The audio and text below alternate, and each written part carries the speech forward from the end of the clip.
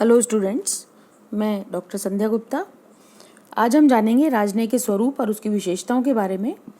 राजनय की बहुत सारी परिभाषाओं पर हम पहले ही चर्चा कर चुके हैं और उन परिभाषाओं के आधार पर हम राजनय के स्वरूप और उसकी विशेषताओं के बारे में कुछ निष्कर्ष निकाल सकते हैं।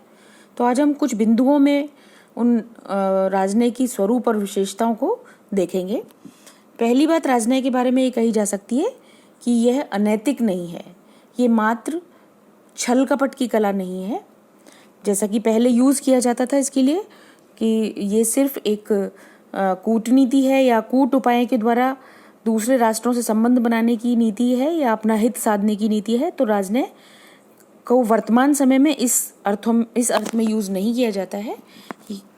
ये केवल छल कपट की कला नहीं है। दूसरी बात राजनय के बारे में ये कही जाती है, ये राजनय अंतर्राष्ट्रीय संबंधों के संचालन का एक साधन है। राजनय के द्वारा ही राष्ट्रों के बीच में संबंधों का संचालन पूरे उचित प्रक्रिया के द्वारा किया जाता है।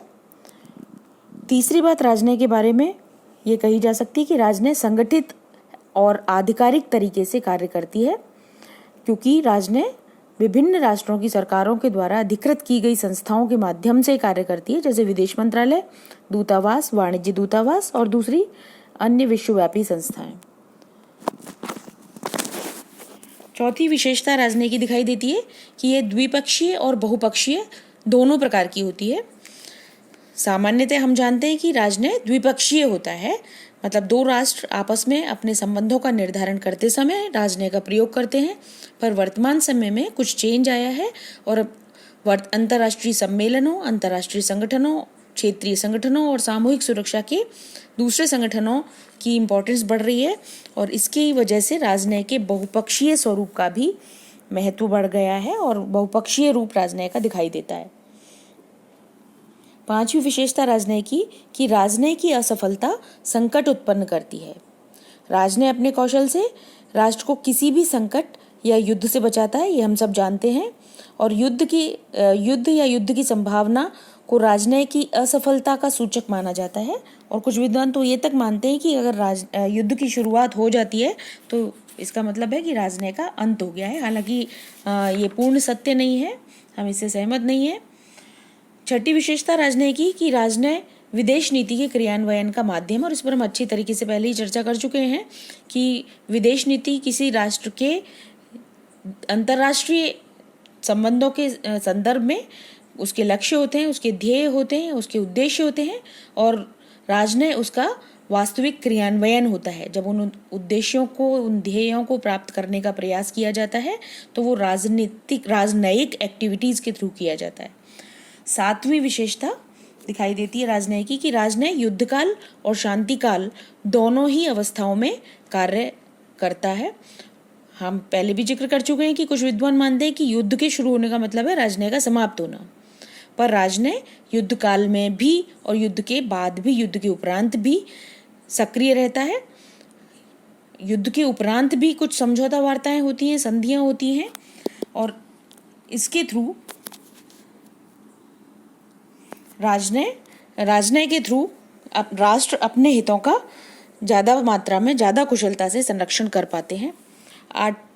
आठवीं विशेषता राजनय की जो हमें दिखाई देती है, नेक्स्ट विशेषता कि राजनय ऐसे वातावरण में ज़्यादा सक्रिय होती है जिसमें विरोध और सहयोग दोनों होते हैं। अगर पूरी तरह से विरोध होगा तो दोनों राष्ट्र राजनयिक संबंध ही स्थापित नहीं कर पाएंगे, एक दूसरे के राष्ट्र के सीमाओं के अंदर दूतावास तक भी स्थापित नहीं कर पाएंगे, तो राजनय वहाँ संभव ही नहीं हो पाएगा।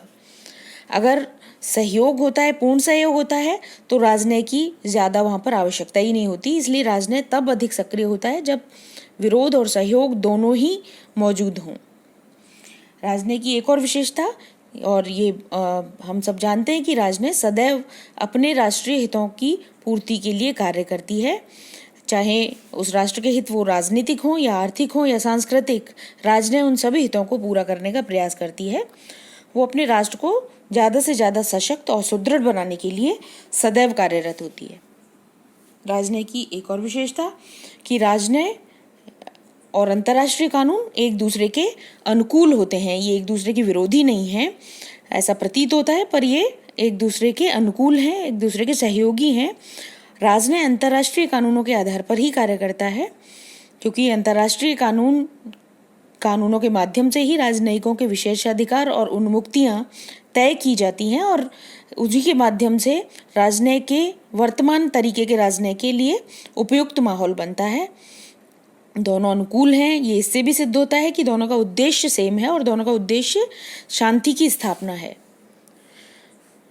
राजनयिक व्यवहार भी धीरे धीरे परंपरा की तरह स्थापित हो जाता है और जब अंतर्राष्ट्रीय कानून बनाए जाते हैं तो ये राजनयिक व्यवहार उसके आधार की तरह काम में आता है। जब अंतर्राष्ट्रीय कानून का निर्माण किया जाता है तो इस राजनयिक व्यवहार को अवश्य देखा जाता है और वो एक जब तक परंपरा बन भी चुका होता है तो वही धीरे धीरे जाकर के अंतर्राष्ट्रीय कानून की तरह स्थापित हो जाती है।